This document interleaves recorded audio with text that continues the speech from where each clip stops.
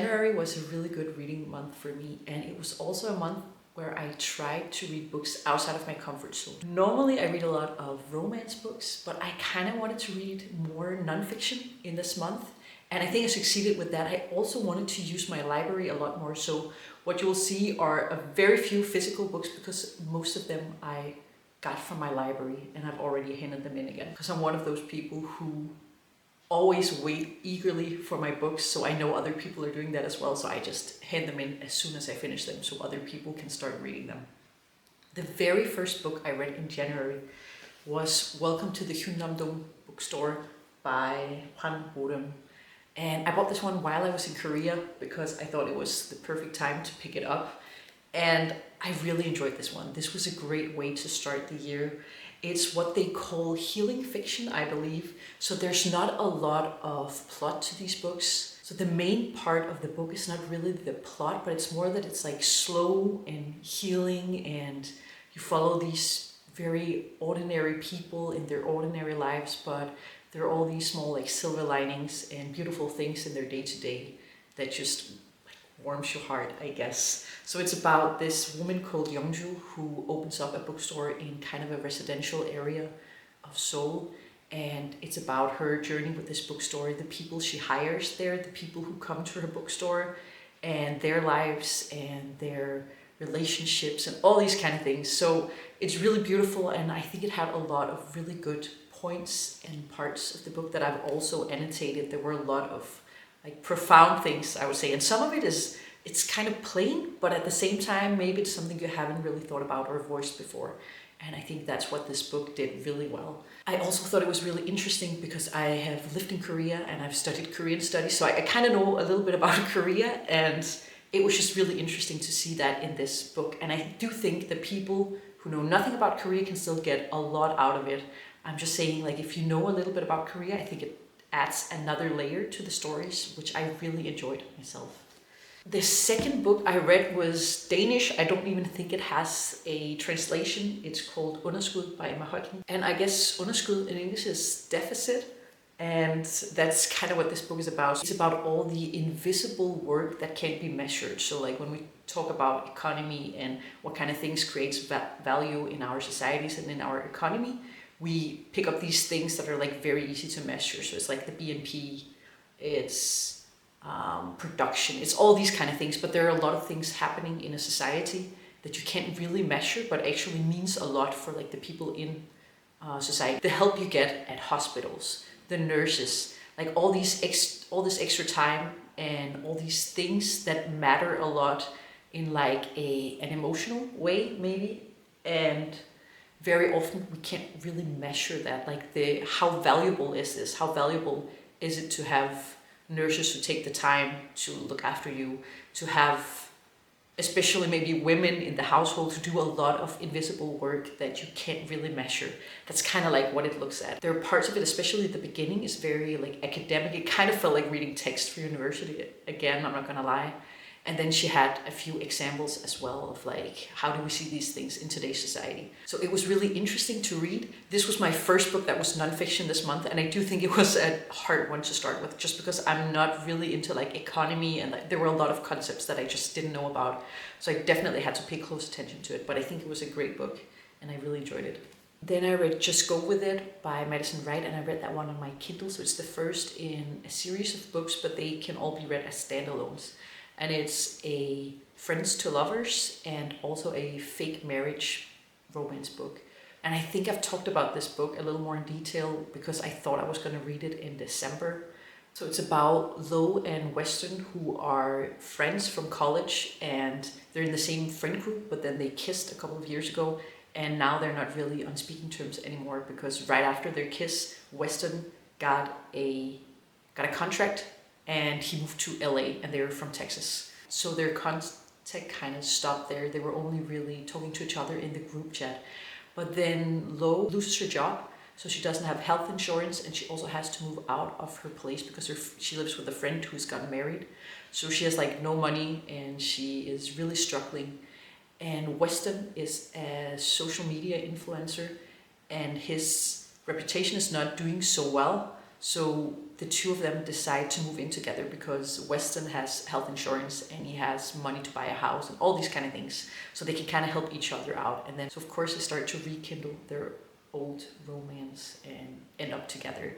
And one of the reasons why I'm reading this series is because I know the third book is a friends to lovers, and that's my favorite trope, so I'm really excited to get to that one. But I wanted to start from the beginning. Okay, then I read Educated by Tara Westover. I think that's how you pronounce her name. And I would be lying if I didn't say I've been thinking about this book every single day since. I think this is one of the best books I've ever read, and I gave it 6 stars. I have a hard time imagining that I will find a book that I will rate higher than that this year. So we start out the year with a bang. You might have heard about this book before. It's a memoir of a woman who grows up in a very secluded area. She grows up in Idaho with her family, and her parents are Mormon, but like a radical part of Mormonism, so not like the common kind.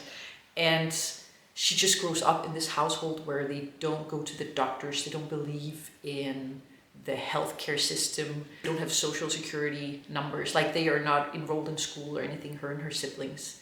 And her father is kind of preparing them for doomsday. So they're in car accidents, no one goes to the hospital, no one checks up on them. Like they're kind of just living a life completely parallel to everyone else. And it isn't until Tara goes to school, and she starts going to school in Utah, and then she also ends up studying at university in England. She goes to Oxford and Harvard as well, I believe. And it isn't until then that she really starts to view her family in a different light, and it kind of completely changes her perspective of the world and the way she's been raised and the things she's been taught. So it's just mind-blowing to go on this journey with her, and it's written really beautifully. And I don't know, it's just crazy. I feel like I'm not the same person after I read this book, and I will never view the world in the same way. So I can only recommend this book. I think this is going to be the book I'll recommend to everyone from now on when they ask for book recommendations. It was that good. Yeah, read it, 6 stars, amazing. Then I continued on with my non-fiction journey, and the next one was a little bit of a letdown, I'm not gonna lie. I read All About Love, New Visions by Bell Hooks, and I know Bell Hooks is really known for her books and her progressive thinking, I guess. And this one was it just fell a little flat for me. I don't know, there were a lot of points in this book that I felt was very unoriginal. There weren't a lot of things that I hadn't really thought about before. It's kind of like, it's not really an essay collection, but she's talking about like love in the different aspects of the word. So not just romantic love, but also love with your friends or family or like all these kind of things. And at one point in the book, it kind of takes on a bit of a preaching note, I will say, like suddenly religion plays a big role in it. There's even a chapter about angels. And I was like, what is happening here?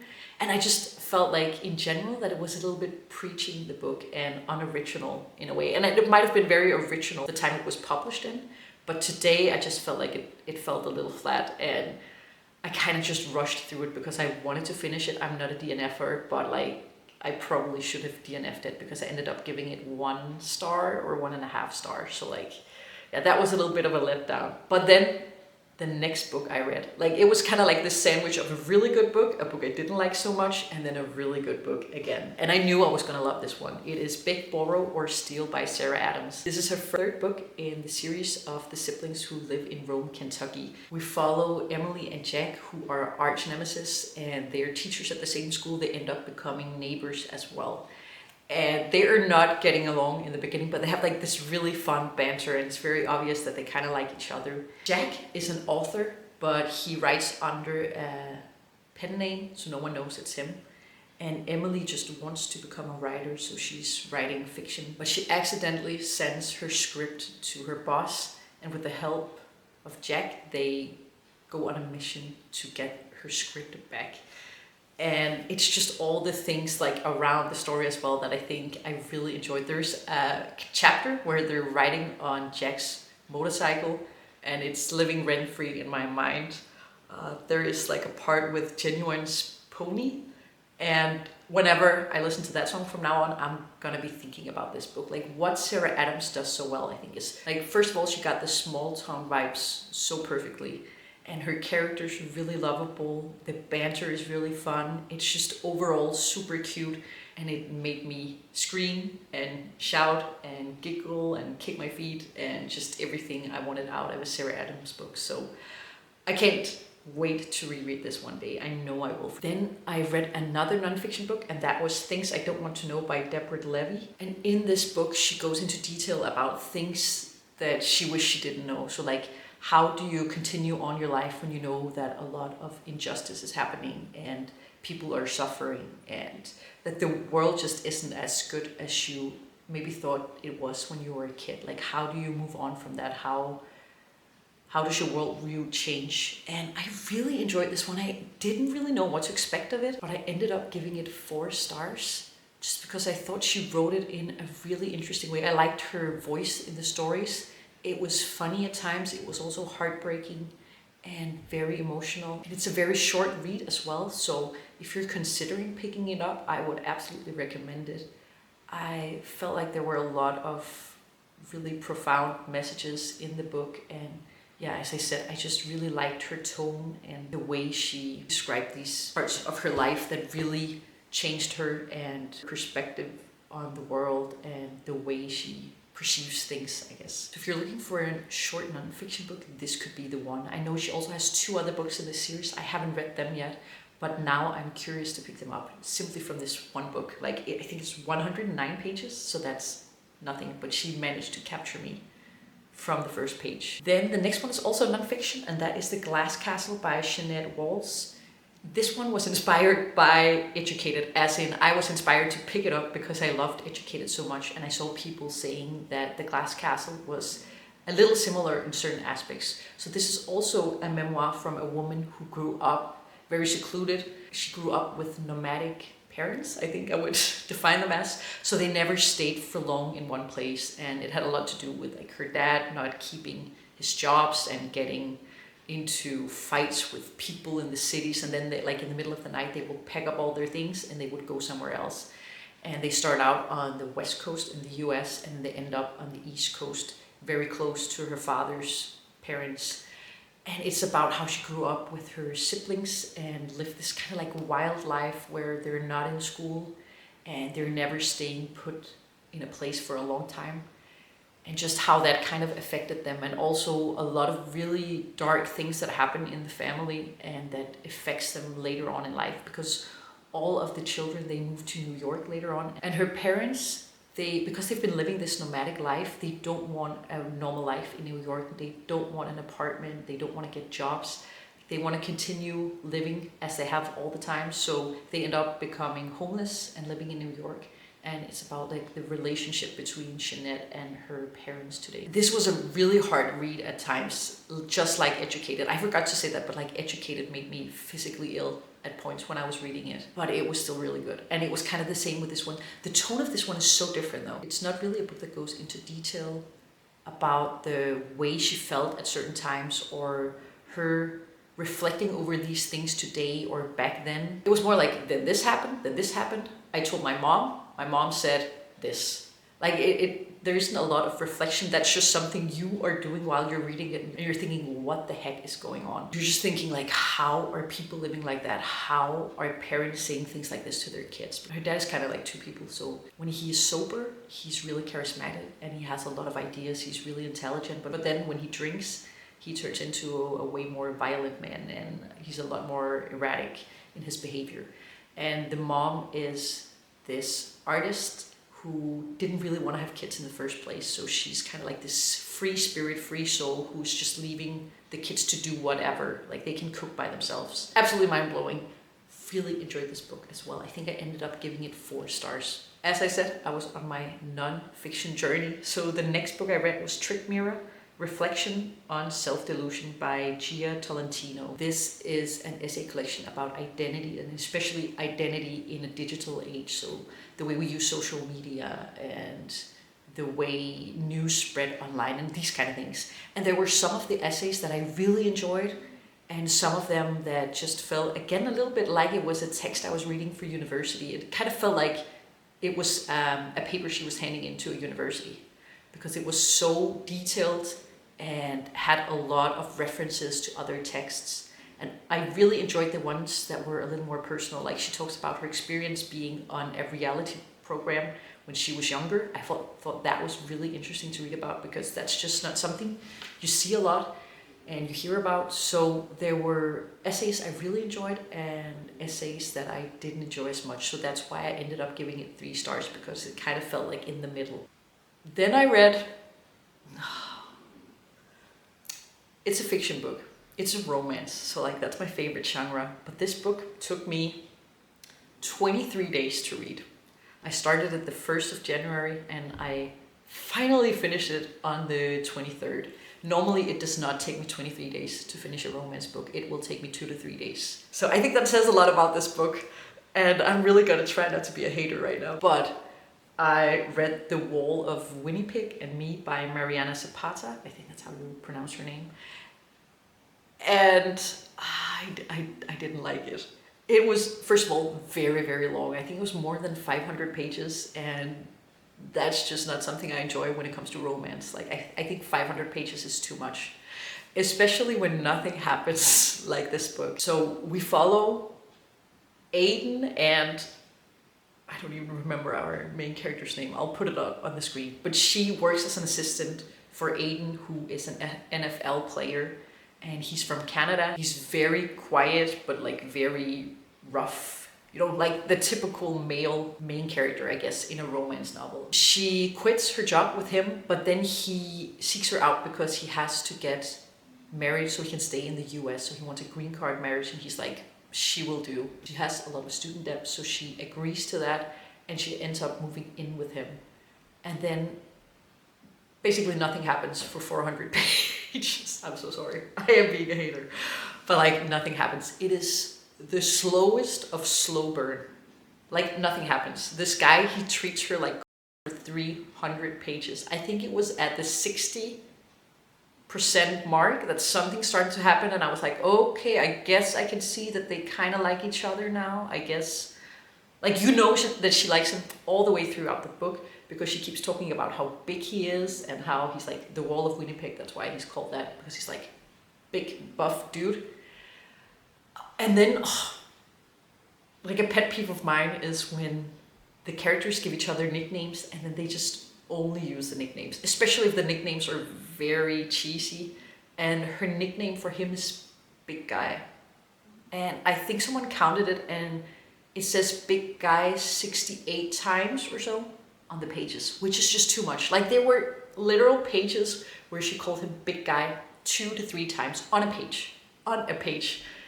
And I'm like, we all know his name is Aiden, just call him Aiden. Sorry, this is turning into a TED Talk. I didn't think I was gonna be hating on it, but I've just been penned up with all these emotions for like 23 days. I just wanted it to be over. Also, the chapters were so long. Like, you would come to a chapter and it would say, okay, this chapter is 28 minutes. I'm a bit of a fast reader, but like 28 minutes for a chapter, that seems insane. And then when you finish that chapter, it would say, okay, now you've read 2% more of the book. And you're like, how is 28 minutes 2% of a book?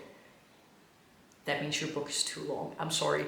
Like, you could have cut off, I think, 300 pages and it wouldn't have made a difference. Let's just say I gave this 1.5 star, maybe 1.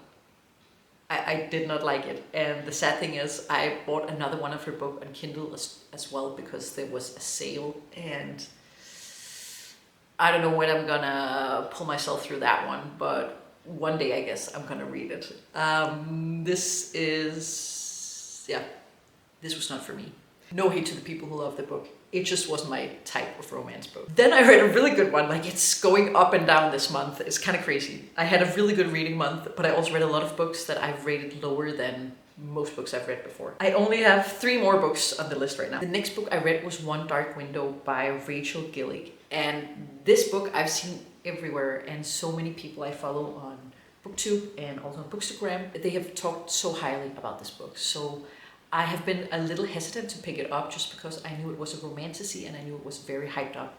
And for some reason, I'm not really a big fan of romantasy books, or at least the ones I've read. So I wasn't sure if I should pick it up. Also because the plotline kind of sounded like a lot of other romantasy books I've read already. So like, you know, you have this girl and there is this darker power that has taken over her body or her soul, or like she's in contact with some kind of like darker power, a villain or something like that. So kind of like belladonna. I don't know. It just sounded like a little bit cliche when it comes to that genre. So I wasn't expecting a lot from it, but I loved it. I ate it up. And I think what I really enjoyed about these books were the magic system. Honestly, I'm not very good at explaining books, which is so dumb because I'm doing these videos. But yeah, I don't know how much I can say without it being a spoiler because I don't remember how much of it is already written on the blurb of the book. I'm also gonna do a reading vlog, I think, where I read romantasy books because I'm kind of giving them a second chance. And that is the first series I'm gonna test out. I also have the second book already, which I'm gonna read right after I finish this video. So I'm very excited about that. I gave it 4.5 stars, I think. So I'm gonna talk more in depth about it once I do my vlog with romantasy books. Then I read Forget Me Not by Julie Soto, and I've seen this book around, I've seen the cover a lot. Let me just tell you, once I had it in my hands, I realized how beautiful and detailed it was. It's like such a pretty cover. If you go to a bookstore, please pick it up and just have a look at it because it's so stunning. And the details on their faces really helped me to visualize the characters in the book. So I really enjoyed that. It's about Amma, who is a wedding planner, and she has been scouted to do a wedding for a very big influencer, and it's kind of going to be her breakthrough in her career. But she has to work with her ex-boyfriend, who is called Elliot, and he is the florist of the wedding. And you kind of follow Amma in real time, like while she is planning this wedding and trying to figure out how she has to behave around Elliot because they didn't split up on good terms and we don't know why. And then we follow Elliot, but his perspective is in the past. So we kind of get like their storyline through him and then the prison storyline through Amma. And I think that worked really well. And it also made you very curious as to what happened. And it really helped having dual POVs to see how they felt about each other, because you knew how Elliot felt about her in the past. You could kind of see that written into Amma's perspective in the present. There were some very, very funny parts, while it was also serious at times. And I just really liked their chemistry. And I also gave this one 4 or 4.5 stars. And I can't wait for the next book that Julie Soto has coming out. I thought it was beautiful. Then I just finished this one before I started filming, and that is That Time I Got Drunk and Saved a Demon by Kimberly Lemming. And you might have seen this cover before. I will say this is definitely a cover buy just because I thought it was stunning. And I've heard about these books before. They're fantasy books, but spicy, I guess. I did not anticipate how spicy it was gonna get, I will say that. But it's just like a fun, chill fantasy book. A lot of things happen, but you're just never worried for the characters. It's basically about a girl called Cinnamon who saves a demon, and now she has to go on a heist with him to tear down the goddess of this entire country, because she is a villain. And she meets a lot of other demons on her way, but like, as you could probably guess, this guy has feelings for her, she has feelings for him, and it's just about their adventures saving other demons and trying to kill this goddess. I don't even know what to say. It's very unserious. It's a very quick read. Yeah, again, warning, it is spicy. But check the trigger warnings before you pick it up. But yeah, it was a fun, quick read. There are still a few days left of January, so maybe I'll be able to pick up one more book, and I think it's going to be Two Twisted Crowns, which is the second book in the Shepherd King duology. And I'm not going to say too much about that because I'm not sure I'll finish it, and I'll talk about it later on. So those were all the books I read in January. I'm very curious to hear which books were your favorites of the month. If you read any books that you think will kind of set the tone for the rest of the year maybe, or a book you think is going to be hard to beat because it was that good. For me, again, it was Educated by Tara Westover, and I would also say Big Borrow or Steal by Sarah Adams. But I had a really great reading month, and I hope you did as well. And yeah, thank you so much for watching, and I will see you in my next video. Bye!